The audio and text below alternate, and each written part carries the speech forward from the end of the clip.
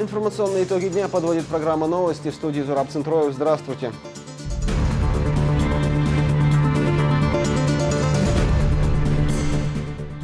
Самый дорогой подарок в канун 8 марта.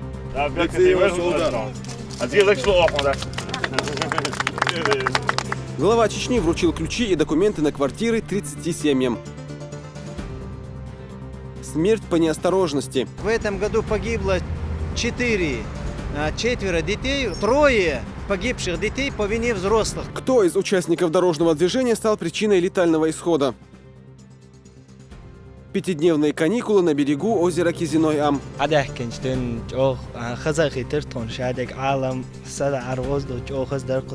Жемчужина Кавказа принимает детей.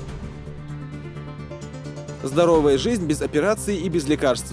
Врач и инструктор объясняет, что делать, как делать, чтобы восстановить ему работу позвоночника, суставов, без ограничений, без таблеток, без корсета, без операции. Новые возможности Центра Бубновского в Грозном.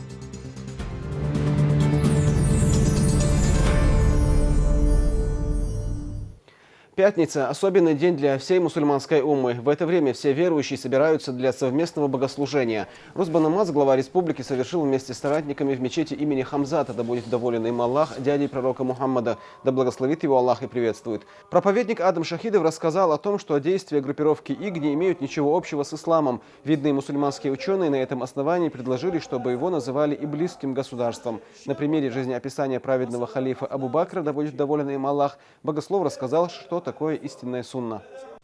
ИГИЛ, иблисское, сирийское, иракское государство, исламское алар-харам дусинах. ИГИЛ богдолч халхар ин маанда дезвай иблисское государство ал. Исламское тунах алар-харам до яц исламское государство. Миср шахариера тханшин урсхак нацар. Урсхак zaman чаху алла сер халху алчу урсхак чуа. Алхамдулиллахи алладhi ба'атha Мухаммадан بالسيف رحمة للعالمين خاصة بو الله دالله ترسى عالم أخيه بيش يلشو آيتين والج معنى هدو ترسو آيتين وبامر وترقية إشيد واش صندوش مدى صن متعب إلا مدى أبو بكر صديق شاب بقصو من خليفة باتشا خلري تري أصحاب جغاز وتدعبو يتخينا وسهد دين خلير تسوى طمع بقضل جغاز وتحدو إذا دالي ريز والش إلشي ريز والش سيلاح دوش دول غاز وشدو ديلي الشنواتون أصحاب شديدرش ورلش أولر تسوى شيء أصحاب شكا ناقوش شكا شيء أسكريه خورمان ديت مخا ديلش خورمان ديت داق ما ديلش ستوم حلوش خيل باش بول ديت هلك ما ديلش شاش أطماق دعقاتش يوخ أولر أبو بكر صديق وديل ريس خيل إسلام دين سيل الله إسلام دين خزل لي غل قش إسلام دين قوان خلا قوتش يولش وسيد دوهر أبو بكر صديق ودين ريق هاي أسكر إيلر أبو بكر الصديق وديلر يسخيلتون شو صناخن إقوى شردشون شاي دامش كلش شوح عبادة يشبرغت ده نقبلش عبادة دربية إنيس دلح دا تحوين جرجحة تنشن إنيس أخيتش كلش شوح هو زمن أج تركة وشوحة عبادة ديش تير مزغرش تير مول نشكر وربشون هو قال أبو بكر الصديق وجبي ألا توا سار أرشحيق ألا توا دير تألا هو ألا توا سار ديش خيل داشت العبادة اتشو عدت ليش ألق أبو بكر الصديق دير رئيس خيلتا دوستر دوا إز تخنا شاش بوسو باتشاق يقولوش دو بايمر سنة إحدو سيلاح جهاد ديش دو شاش بوش خيل بوش بولشو شي مسيرح إراكيح بوسو باتشاق يو القيقين شه ظلم خوش ديش دريقا أبو بكر الصديق بن قيقمز دوستر دوي تغن سار ديش دريق إيمان تأيولش مجدك شوح ديزدق يلخشري حلقة تشخيل ولو شي داخر علما دعدل وقت أولياك أنت والشا ديل قرقر شارخ والش والمحمد سعيد رمضان بوطي ديل هو سمح إيمان أهل مجدك شوح شوص بر متعلم شي تاني ويوش شي ديق يقا يقوش كمي قاد تشو ولا ديل نوقع قلخرم نس ديل أتس وقت عالم استق بصمنا بي أبوش مجدك شوح مجدك حرمة ديل هو سما حرمة تايوش بصم ناخه عالم نتس إي عنوش بوح بنير سار سار جهاد هدوت سغا سار سنة هدوت سغا ابن كثير بوش وقت إمام خلا قرآن تفسير دين شارخ قرآن حقيقة ريحة نا قابل من عالم استقوى إذ دمسكير خلا إذ سؤال له شيء زامن قاح خوارجش أقبل شيء مقع إراكع دهيتح تان شيء مع إراكع بقش إش خوارج شبه العالم ناخله شبرت بولشتغن صار جيمي وقو قسويش زودا بيرق قسديش أدم دير مدو صار هند ألش سانجرجع أدم مو دعون ألش سير حسبح أدم مو خردو هينس أدم تلخن دالة ويقمل درخ إشقيتر بوشبات أدم دين دعسا داقع إش بي بيز أل سسم خربوت سير طان وين قوش دوق ساديرك. После проповеди прозвучал призыв муэдзина, и верующие в едином джамаате совершили русбанамаз. فما يكذبك بعد بالدين أليس الله بأحكم الحاكمين الله أكبر. Закончилось пребывание в мечети совершением обрядов тасбих и вирд. 8 марта еще не наступило, а чеченские женщины уже получают подарки. Глава республики вручил ключи и документы на квартиры в Грозном 30 семьям. Это остро нуждающиеся семьи, в которых воспитываются дети-инвалиды. Средства на приобретение жилья были выделены региональным общественным фондом имени первого президента Ахмата Хаджи Кадырова. Рамзан Кадыров лично вручил документы и цветы счастливым новоселам, а также поздравил всех женщин с наступающим праздником. Fond var dagen, als je ziet dat kiest zit, dan kan je nog best bal zien dan. Nou was dat dit de elders dan. Omdat ja dan, wij van die dan, alle dan is man is dan. Dat was dan zo dit zo schade geschikt. Al die het is schon dan zo dan is was moest wel dan. Kijk nog dat daar elder schon. Daar is het daar het wel dan. Dat is dan welke teus dan. Iemand chaders. Так, две dan вот уж если да dan. Да, вот so очень вот dan. Да, я верю dan. Многие из этих людей годами скитались по съемным квартирам. Надежда на приобретение собственного жилья появилась только после обращения к Рамзану Кадырову. Сейчас женщины не сдерживают слез и в один голос благодарят главу Чечни за исполнение главной мечты их жизни. Рамзаннан дел рез хилдал облса юльцер бискочнахан еллацар сар юльцер. Спасибо, Рамзан. Сахар.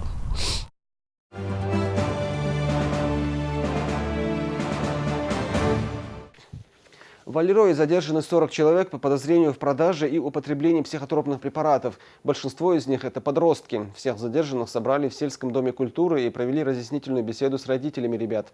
Подробности встречи у Аслана Эльбукаева.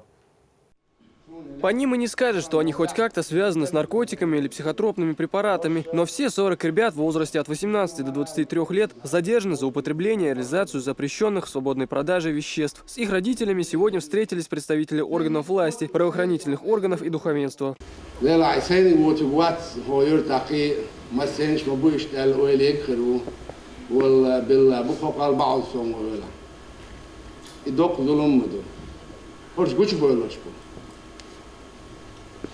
Alla sisra shen business no ola kigina don khota yurios tagar don tapakaleni dam khoder dur tadoish do vish baqish kigis dam vosh boda vosh bet belbo al hal asha ton paid ber boti ton ukhir doti magitor doti itsamogish dalj wadhal dos bawasas dos zulum dati ووشي دون لاش مدريدي سوخل جي ميل جي تانس وزمون شدي سو واشاويش سو وزمون دي تاسو واشاويش اس ويدل صعب مباري ويدمدو ويدل جي صعب.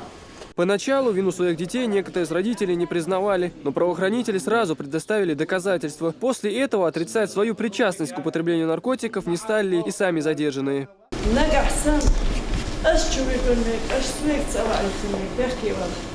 شوني أعتس أسعدته.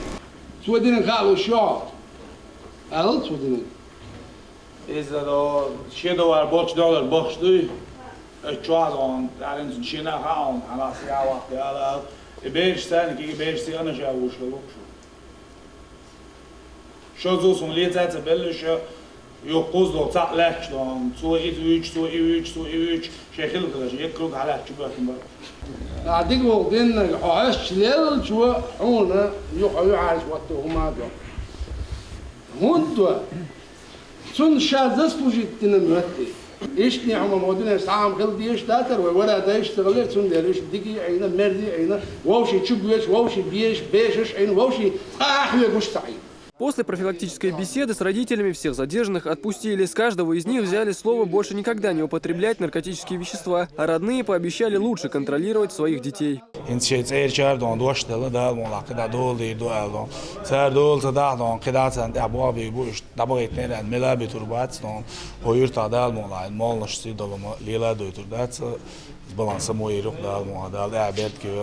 Уже перед пятничной молитвой в центральной мечети Алироя Салман Закриев выступил с обращением к местным жителям. Он отметил, что все жители района и республики должны быть заинтересованы в воспитании подрастающего поколения.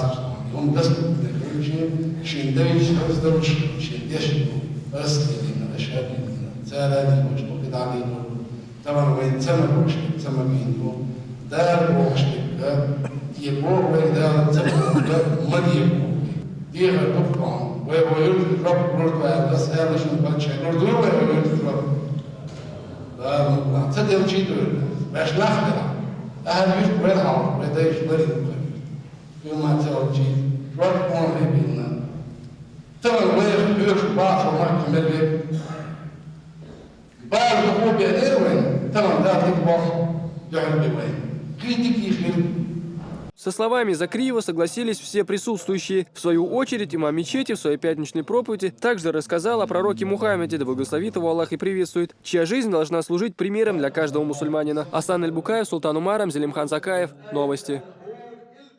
А в Шелковском районе задержана жительница Дагестана Аида Мисриева. У женщины обнаружились 47 пакетов курительной смеси «Спайс». По оперативным данным, Мисриева планировала сбыть наркотики на территории Чечни.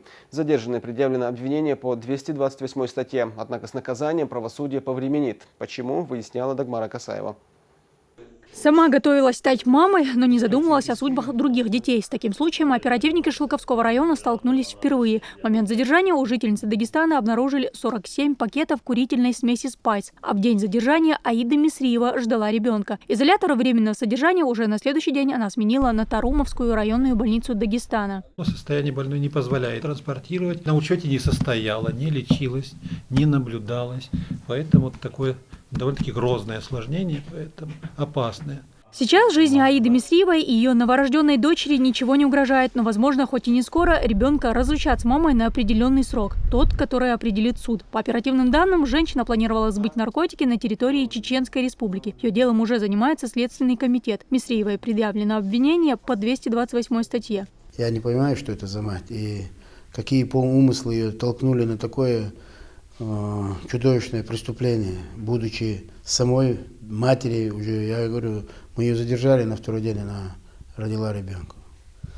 Дальше, после выхода ее из больницы, будут проводиться следственно-оперативные мероприятия. Меру пресечения определит суд. Между тем, о борьбе с наркоманией говорили и в Шелковском районном отделе полиции. На встречу с правоохранителями пригласили тех, кого уже задерживали за употребление наркотиков и психотропных веществ, а также тех, кто привлекался к уголовной ответственности за хранение и сбыт. Шо нормально из дари. Шо сан кенти бубой беллеш. Шо сан. Я шел хазабатыш. Я шел тюльш уеш бусун цара. Он так иш. В любом случае шул он хой буем разоны. Однако усилий только властей и духовенства недостаточно. Каждому отступившемуся человеку нужно самому осознать всю негативность своих поступков, говорит Ваха Геремеев. Ведь зачастую именно наркомания становится причиной совершения более тяжких преступлений. Дагмара Касаева, Алхазур Керимов, Мурат Аль-Букаев и Луиза Юнусова. Новости. 5 дней на берегу самого высокогорного озера Северного Кавказа. Минмолодежи и Комитет по туризму организовал отдых для детей, оставшихся без попечения родителей. Ребят ждали многочисленные игры, экскурсии и занятия. Слово Хамзату Аюбову. Настоящая зима в горах Чечни даже в марте не спешит уходить. Если в столице снега не было уже давно, то на Кизиной Ам идет не прекращаясь. Уже 5-й день весны, но самого озера в это время года здесь даже не видно. Кизиной Ам находится под 40-сантиметровым льдом. Кстати, на нем я сейчас и стою. Но все же в снежную погоду здешние горы приобретают особую красоту. Возможность самим увидеть такую красоту многие из этих детей получили впервые. В день приезда ребят ждет только небольшая экскурсия. Но настоящие приключения начнутся уже завтра. Хеда Эмдиева на озеро приехала в 4-й раз, но впервые в зимнее время.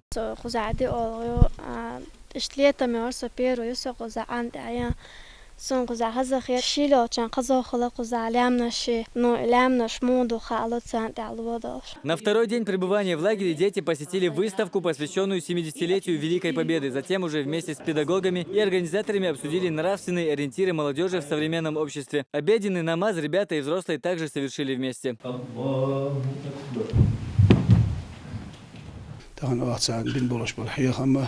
В рамках реализации единой концепции по духовно-нравственному воспитанию и развитию подрастающего поколения Чеченской Республики Юлоши воин отсюда включительно воин ахилол конференцию суфизм лацхилол шел из-за отсюда валиню тахан воин махкаха дин латтеран кеп воин махках дин даржеран кеп воин дейша дин мулилин идин латтен хилболош воин дик оляш устазаш طريقة نق بيتسرسي تسان ох Более активный отдых предложили детям на следующий день. Сразу после завтрака мастер-класс от МЧС по оказанию первой медицинской помощи. Ребята также вышли и на озеро, правда уже в более ясную погоду. Турнир «Ледниковый период» выявил лучших ловцов рыбы. Их наградили грамотами.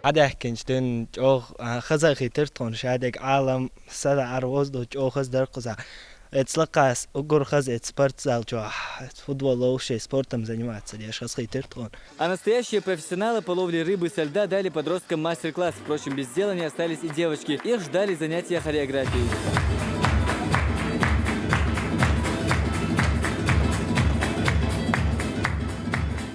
Богоугодное, хорошее дело, мероприятие.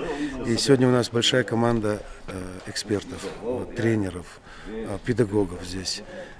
Я очень благодарен всем тем людям, которые приехали сюда.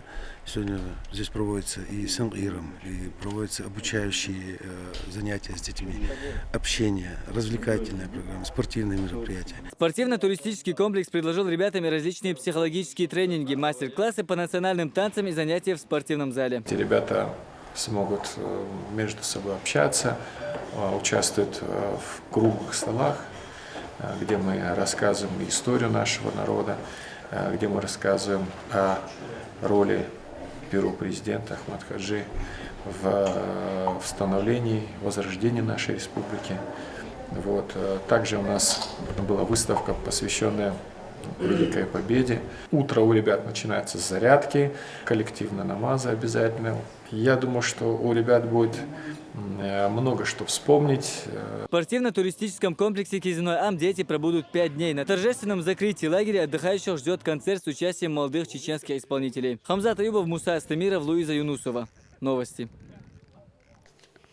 Смерть по неосторожности. В Шалинском районе в результате ДТП погиб 28-летний Ильяс Талтамурадов. Молодого человека при переходе дороги сбил автомобиль Приора. Детали аварии выяснял Алхазур Керимов.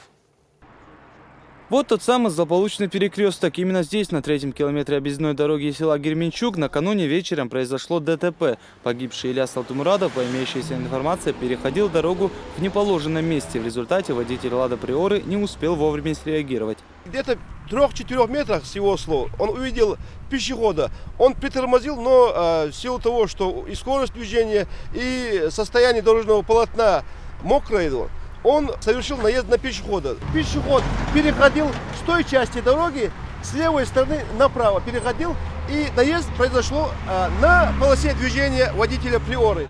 В новом году в Шалинском районе это уже вторая авария со смертельным исходом. Все происшествия фиксируются в оперштабе по профилактике и снижению смертности на дорогах, которым руководит секретарь Совета экономической и общественной безопасности Чеченской Республики Вахид Усмаев. Несмотря на все усилия властей, по данным ГИБДД, число ДТП продолжает расти, и если сравнить с аналогичным периодом прошлого года, ситуация на дорогах значительно ухудшилась. Обсуждается проблематика безопасности дорожного движения, безопасного поведения участников дорожного движения на улицах и дорогах. Но тем не менее, снижение вот этих тяжких дорожно-транспортных происшествий, к великому сожалению, не наблюдается. И главная причина – это недисциплинированность водителей, пешеходов и других участников дорожного движения. На сегодняшний день, к сожалению, дети лучше соблюдают правила дорожного движения, чем взрослые. Как показывает статистика, к самым страшным последствиям порой приводит нарушение даже тех правил дорожного движения, которые водители чаще всего игнорируют. В этом году погибло 4 детей в автоавариях, в 11 дорожно-транспортных происшествиях. 3 погибших детей по вине взрослых, так как водителями нарушались требования правил безопасности перевозки детей. Не применялись устройства специальные, которые удерживающие устройства для детей, не достигших 12-летнего возраста. Если дети перевозятся на заднем сидении, необходимо пристегивать штатные ремни безопасности. Чаще всего причиной ДТП с летальным исходом становится превышение скорости или выезд на встречную полосу движения. В Совбезе говорят, что водителям необходимо повышать культуру вождения. Безопасность на дорогах республики по-прежнему остается одной из самых острых проблем. Алгазуль Керимов, Мурат Аль-Букаев, Дани Хавхаров. Новости. Жить, а не выживать. Уже много лет специалисты Центра Бубновского лечат людей с заболеваниями опорно-двигательного аппарата. Безоперационный и безлекарственный метод лечения доступен и жителям Чечни. В основу оздоровительной программы входит кинезотерапия, комплекс упражнений, который подбирается каждому пациенту индивидуально. Все подробности у Ахмеда Джабраилова. На официальное открытие клиники прибыли именитые неврологи, гости из соседних республик и представители Минздрава. С приветственным словом к ним обратился основатель кинезотерапии, лечения движением доктор Сергей Бубновский. Кинезис – движение, терапия, лечение. То есть лечение движением. Движение осуществляется с больными людьми, страдающими болями в спине, остеохондроз, грыжи позвоночника, протрузии, пролапсы, секвестры, так и артрозы, артриты крупных суставов с помощью специальных тренажеров декомпрессионного и антигравитационного ряда. То есть мы создаем возможность каждому пациенту начать движение даже в острой боли в спине, когда он не может ходить, сидеть, стоять. Он делает это лежа, но тренажеры растягивают его позвоночник и суставы таким образом, чтобы имел возможность с этими мышцами работать, а тренажер помогает вместе с инструктором. И таким образом резко улучшается процесс восстановления трудоспособности, не возникает атрофии мышц, резко улучшается волевой настрой человека, потому что это он делает, а врач и инструктор объясняют, что делать, как делать, чтобы восстановить ему работу позвоночника, суставов без ограничений, без таблеток, без корсета, без операции. И это ноу-хау наше российское, и мы его распространяем везде. Центр доктора Бубновского предлагает инновационный подход к лечению заболеваний костно-мышечной системы. Если раньше пациенты с такими заболеваниями были вынуждены выезжать в другие регионы, то уже сегодня квалифицированную помощь можно получить и в Грозном. К тому же в клинике обещают вылечить без лекарств и скальпеля. Для каждого пациента здесь составят индивидуальную лечебную программу, которую необходимо выполнить под контролем инструкторов-реабилитологов на специальном тренажере Бубновского. Эти тренажеры позволяют работать в условиях декомпрессии на позвоночнике, на осевые нагрузки, на крупные суставы. То есть больной в стадии обострения может работать на этих тренажерах. В клинике Бубновского лечат не только заболевания костно-мышечной системы опорно-двигательного аппарата, но и болезни позвоночника. Пациентов, страдающих такими недугами, на Северном Кавказе немало. Открытие центра Бубновского очень актуально для нашего региона. Этот центр имеет в своем механизме действие кинезотерапию. Та ниша, которая в нашей республике не была заполнена.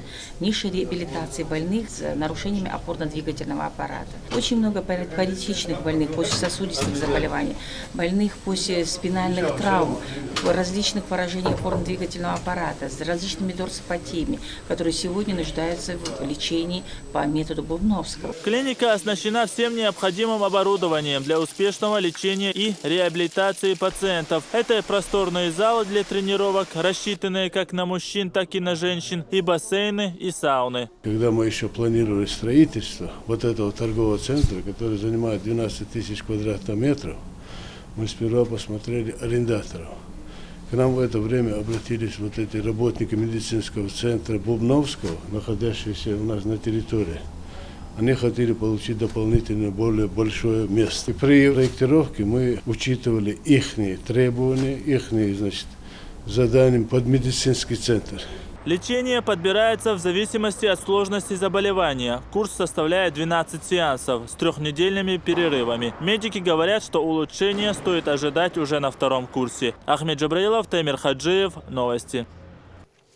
В Шали продолжается возведение единственной в своем роде мечети имени главы Чечни Рамзана Кадырова. Святыня общей вместительностью 10 тысяч молящихся будет выполнена из белого мрамора. А в Туринце, в свою очередь, тоже ждут открытия Дома Всевышнего. В селе строится мечеть, названная в честь шейха Бамадгирея Хаджи Митаева. На стройплощадках побывал наш корреспондент. Первый призыв к молитве с этих минаретов прозвучит уже в будущем году. Сейчас строители работают над куполами. Мечеть из белого мрамора разместится на 6,5 гектарах. Рядом здание для омовения. Одновременно в святыне смогут молиться до 10 тысяч верующих. Проект узбекских архитекторов не имеет аналогов и возводится в стиле османском. Над мечетью будут возвышаться 4 минарета высотой 63 метра. Завершив кровлю, к работе приступят специалисты по внутренней отделке. Стены распишут арабской вязью и украсят золотыми росписями купол. В Шали уже построены 43 мечети, но это станет первой, названной именем Рамзана Кадырова по просьбам местных жителей. Имеет отличительные черты от других мечетей. Ее схожесть с мечетью Тадж-Махала и архитектурный облик у нее имеет эксклюзивный вариант, потому что отделка будет у нее из белого мрамора. Еще одна мечеть строится и в селении Автуры. Еще пока устанавливается фундамент, но строители смело уверяют, что закончат уже в этом году.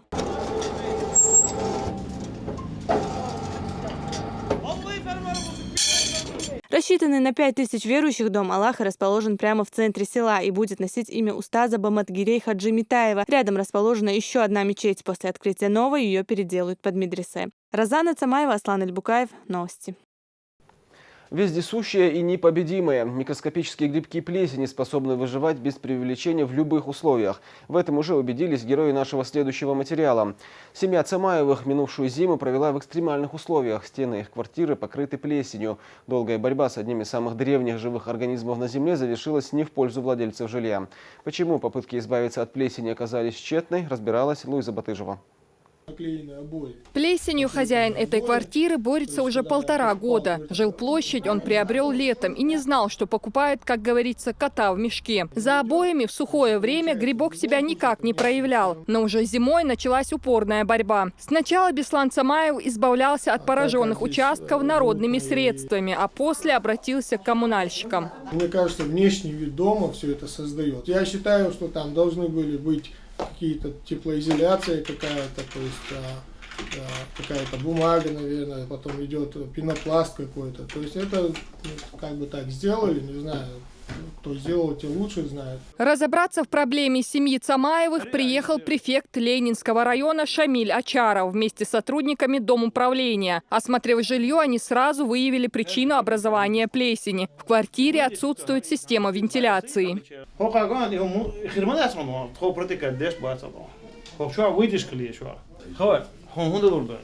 Надо восстановить вентиляционные шахты, я считаю. Это первое.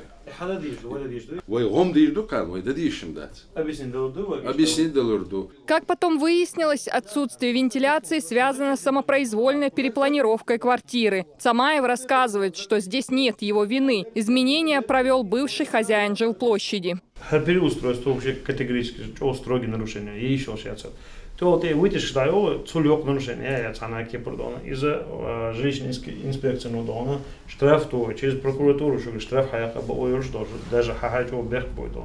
Ну а деномдация, а квартире я цол такой, цол деномдует. Перепланировку жилья без уведомления контролирующих органов горожане продолжают, несмотря на все предупреждения жилищно-коммунальных служб, хотя это предусматривает административную ответственность. То есть это наложение штрафа. И в случае, если действия будут квалифицироваться как незаконная перепланировка, то размер штрафа составляет от 2000 до 2500 рублей.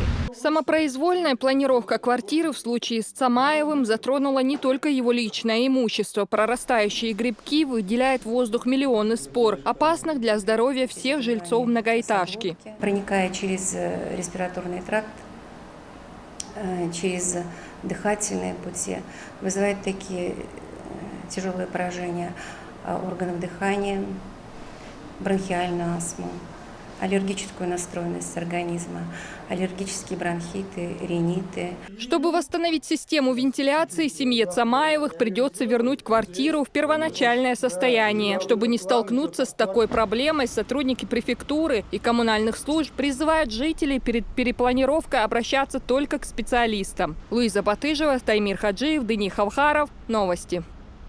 70 лет Великой Победе. Всех вспомним поименно. Программа «Новости» продолжает специальную рубрику, приуроченную к юбилею Великой Победы. В преддверии памятной даты наши корреспонденты продолжают рассказывать о героях войны, отстоявших независимость нашей Родины.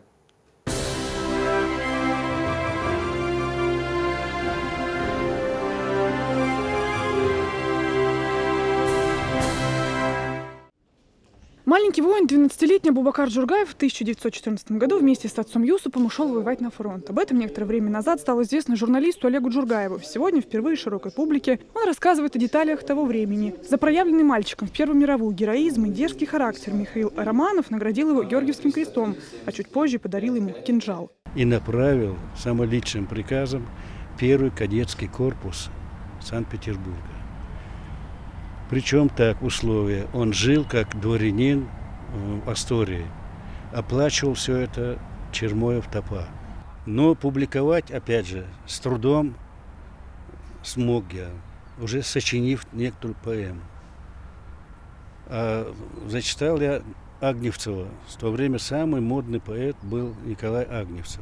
Вообще о чеченцах, воевавших во время Великой Отечественной, сказано немало. Выпускаются газеты со статьями о героях-красноармейцах, да и написаны книги об их подвигах. Например, в Национальной библиотеке сегодня готовят экспозицию и достают, как говорится, из закромов раритетные книги. Однако их экземпляры можно по пальцам пересчитать. Конечно, хотелось бы, чтобы было больше материала о них, чтобы больше имен новых мы узнавали. В последнее время в местной печати очень много пишут для меня совершенно новые фамилии героев, которые не получили свои награды тогда, когда должны были получить. Но они их как бы вдогонку получают, и это справедливо. Среди портретов в музее мемориального комплекса «Аллея славы» мы не найдем Маташа Мазаева. И это потому, что сегодня его сотрудники заново создают экспозицию к 70-летию Победы. Маташ Мазаев Великую Отечественную начал в Прикарпатье. Он быстро освоил танки Т-26 и Т-34. Танкисты называли батальон чеченца Академией Мазаева. В 1941 году, в марте месяце, Маташ Мазаев был призван в армию. И он был командиром танковой дивизии, 34-й танковой дивизии. Положение на Южном фронте в те годы становилось все более и более тяжелым, когда было решено сформировать курсантский полк. Командовать им вызвался Маташ Мазаев. Полк направили под Сталинград. В ночь прибытия армейской разведки удалось взять Языка. Выяснилось, что немцы повернули 4-ю танковую армию для удара на Сталинград, и двигалась она в направлении станции. Настал последний день и последний бой капитана Мазаева. Мне бы хотелось сказать словами дочери Амаева, которая принесла нам его документы и медали, сказав, что это на вечное хранение. Она сказала: самое ценное и самое большое богатство, что есть в моей жизни, это фотографии и документы с наградами моего отца.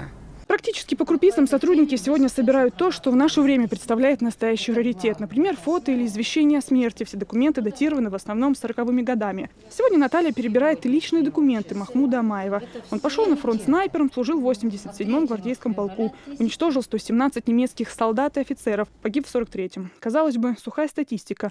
Но именно она – лучшее доказательство безграничного подвига и любви к своей родине. В общем, того, чему и надо сегодня учиться молодому поколению. Левтина Банадыкова, Султан Умаров и Джамлейл Хаджалиев. Новости.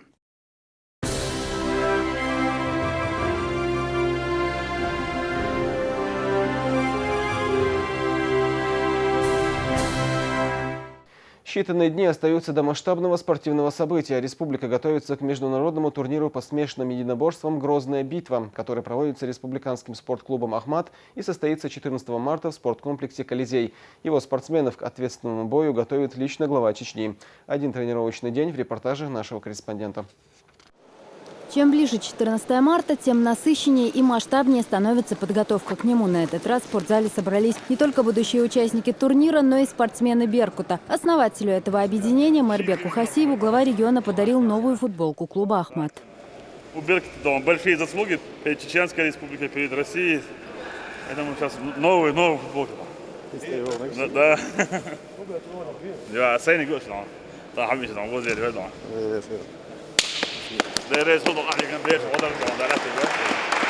Участник главного боя «Грозная битва» Абдулкерим Идилов также проходит всестороннюю подготовку. Внутри октагона это, как правило, борьба с периодически меняющимися спарринг-партнерами. Самый внимательный зритель этих противостояний – глава республики.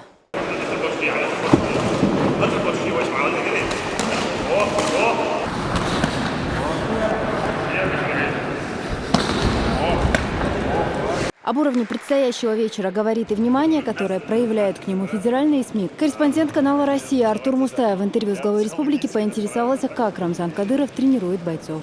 Я не тренирую, нас тренируют наши тренера, известные в спорте мира.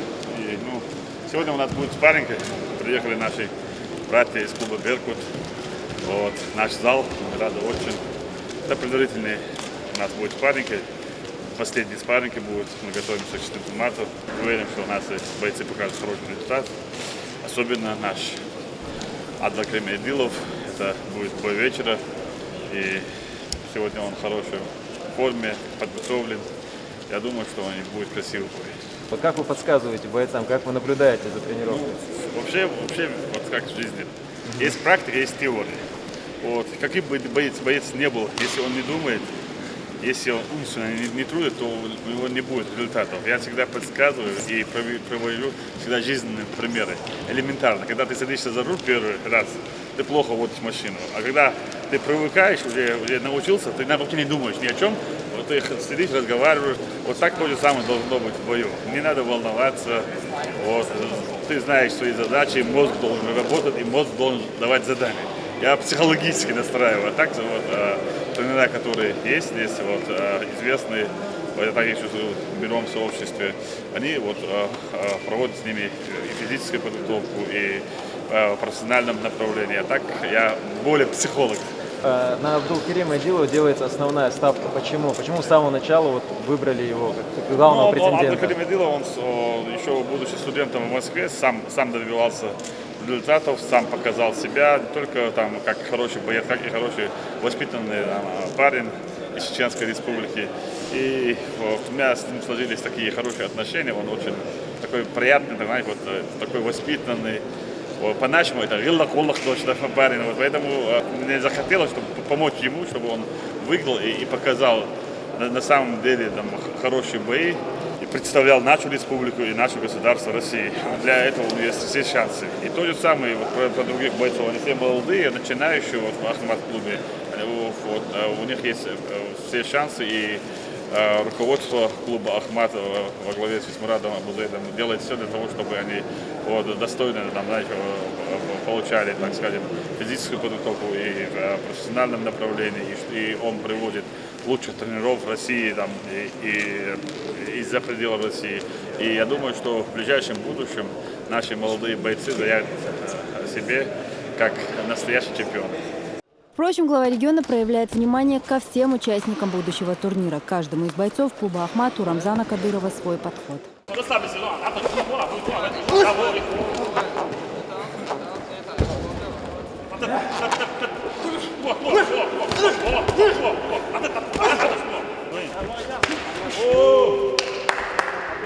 Хотя своим направлением Рамзан Кадыров считает главным образом бокс, он тренируется во многих видах спорта. В этот вечер глава провел несколько раундов с бойцом ММА Русланом Магомедовым.